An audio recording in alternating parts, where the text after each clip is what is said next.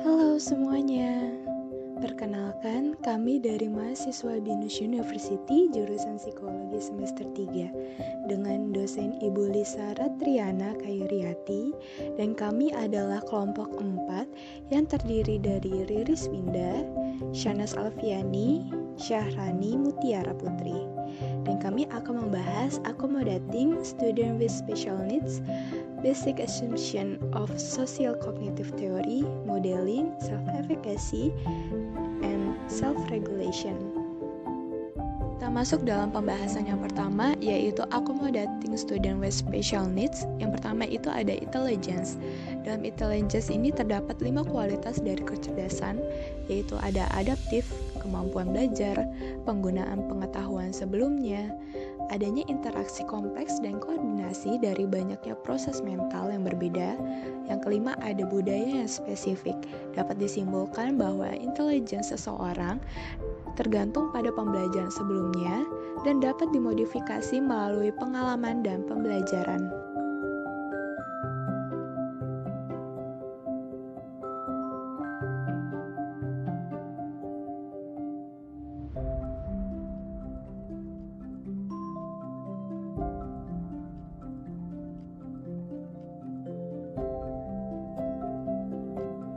Measuring intelligence. Biasanya IQ berkorelasi dengan prestasi sekolah. Semakin tinggi IQ, maka semakin tinggi prestasi sekolah.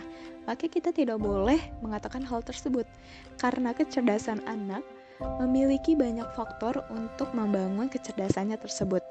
Lalu ada nurture and nurture in the development of intelligence. Yang pertama itu ada game membutuhkan dukungan lingkungan yang wajar untuk dilakukannya pekerjaan. Kedua, kedaerahan tampaknya mempengaruhi betapa rentan atau kebalnya seseorang anak terhadap kondisi lingkungan tersebut. Yang ketiga, anak-anak cenderung mencari kondisi lingkungan yang sesuai dengan kemampuan mereka. Intelligence and the brain. Ahli saraf menunjukkan bahwa banyak komponen intelijen terkait dengan otak dan perkembangannya yang memiliki perbedaan dari cara memelihara hingga mengembangkan kecerdasan tersebut. Maka perlu diingat bahwa otak manusia memiliki kemampuan cukup besar untuk merestrukturisasi dirinya sendiri. Cultural and ethnic diversity in intelligence. Banyak yang menganggap bahwa perbedaan skor IQ memungkinkan karena perbedaan lingkungan, ekonomi, bahkan kebutuhan nutrisinya. Maka kita sebagai guru tidak boleh berasumsi bahwa kecerdasan dari seseorang dan keluarga budaya sangat berbeda dari kita sendiri. Being smart about intelligence and IQ score. Yang pertama, tempatkan prioritas dalam mengembangkan, bukan menentukan kecerdasan. Yang kedua, memikirkan tes intelligence sebagai tindakan yang berguna tetapi tidak menuntut kesempurnaan. Yang ketiga, dari berbagai jenis tes dapat menghasilkan skor yang agak berbeda. Yang keempat, kinerja siswa terhadap tes apapun pasti akan dipengaruhi oleh banyaknya faktor sementara. Sementara guru harus menilai IQ skor yang diperoleh oleh siswanya berasal dari latar belakang budaya yang berbeda, hingga dapat digunakan untuk langkah yang lebih terfokus jika kita ingin menilai kemampuan tertentu. Dengan mencari kegiatan, mengungkapkan bahwa siswa tersebut memiliki bakat yang luar biasa. Dan yang ketiga, ingatlah bahwa banyak sekali faktor yang didapat mempengaruhi prestasi masuk siswa. Dalam pembahasan kedua, yaitu cognitive style and disposition. Do students have distinct learning style?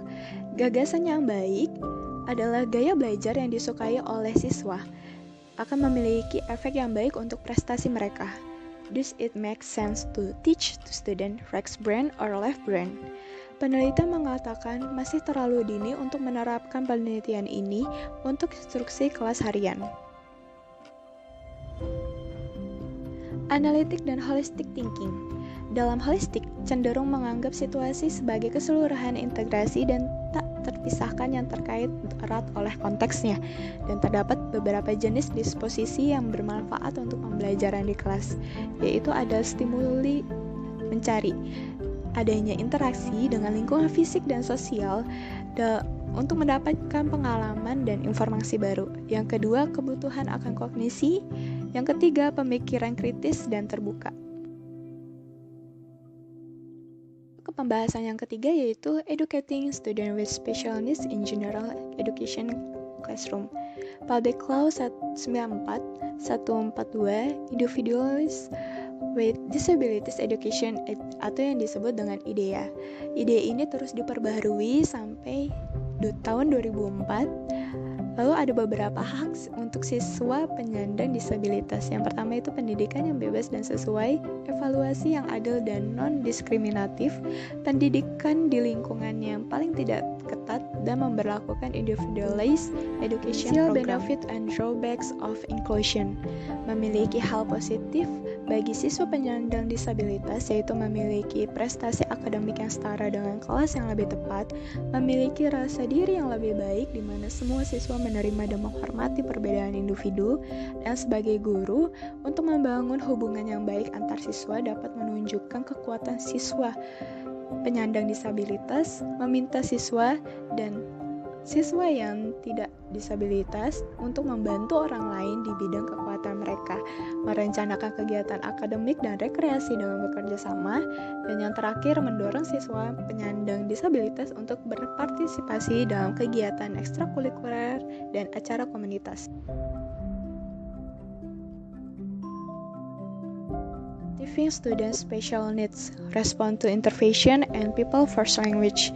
Dalam hal ini, seorang guru mengawasi setiap siswa yang memiliki kesulitan dengan keterampilan dalam domainan tertentu, memiliki instruksi seluruh kelas normal dan instruksi kelompok kecil tindak lanjut intensif yang keduanya telah ditunjukkan oleh penelitian agar efektif untuk sebagian besar anak. Namun untuk hal itu juga kita dapat mengatakan bahwa siswa dengan tidak kemampuan belajar daripada siswa penyandang disabilitas yang buta atau siswa tunanetra. Pembahasan yang terakhir adalah effort for students with special needs.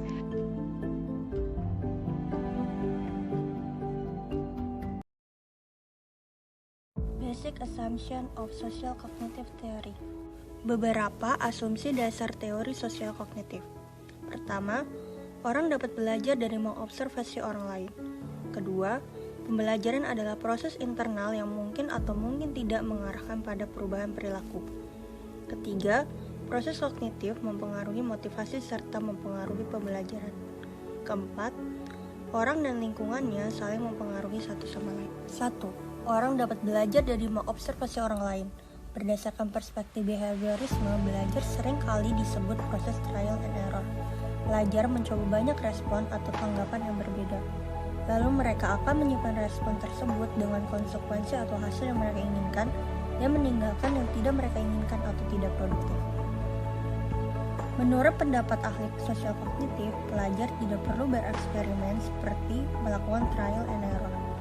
Pelajar dapat memperoleh banyak respon baru atau tanggapan baru dengan mengobservasi perilaku orang lain atau model. 2. Pembelajaran adalah proses internal yang mungkin atau mungkin tidak mengarahkan pada perubahan perilaku.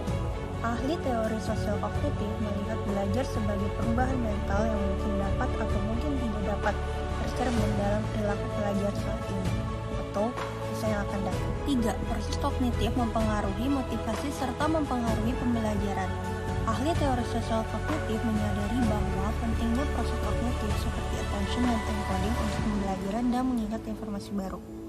Tetapi, mereka menunjukkan bahwa kognisi juga merupakan unsur penting dalam motivasi. Kepercayaan seseorang tentang kemampuan mereka sendiri untuk melakukan perilaku tertentu atau untuk mencapai goals mereka disebut self-efficacy. Self-efficacy yang mereka miliki mempengaruhi seberapa keras usaha yang mereka berikan, seberapa lama mereka akan bertahan dalam tugas-tugas yang challenging, dan pada akhirnya seberapa banyak hal atau tugas yang mereka pelajari dan capai. 4. Orang dan lingkungannya saling mempengaruhi satu sama lain. Behavioris fokus utamanya adalah pada bagaimana variabel lingkungan dapat mempengaruhi pelajar. Pelajar mempengaruhi lingkungan mereka seringkali dengan sengaja. Pada pelajar dengan beberapa derajat pendidikan tertentu, mereka mempengaruhi lingkungan